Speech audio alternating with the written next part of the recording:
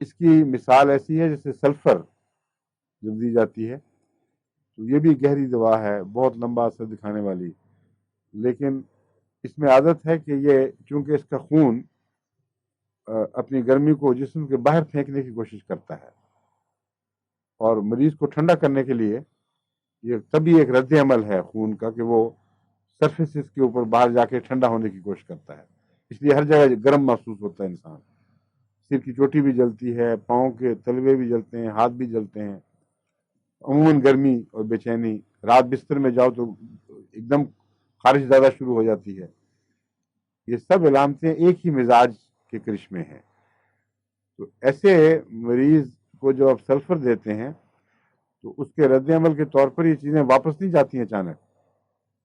بلکہ مریض میں اور زیادہ قوت پیدا ہو جاتی ہے اپنی بیماریوں کو باہر اچھالنے کی۔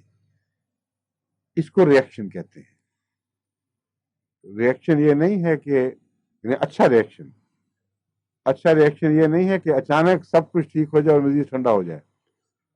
وہ تو موت کی طرف حرکت ہے۔ ریئیکشن کے نہ ہونے کے نتیجے میں ایسا ہوگا۔ اگر ہومیوپیتھی میں صحیح ریئیکشن ہے تو جس سمت میں وہ دوا کام کرتی ہے یا وہ اس کی مرض جا رہی ہے اسی سمت میں اضافہ ہوتا ہے، اور وہ یہ ہے کہ جسم میں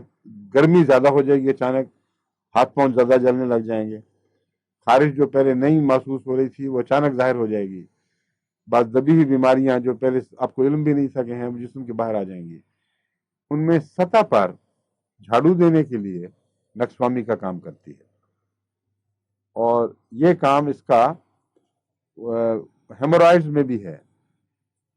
پائلز وغیرہ جو کیا کہتے ہیں اردو میں ان کو، ہیمورائڈز کو بواسیر، مسے، ہیمورائڈ پائلز ہوتی ہے بواسیر،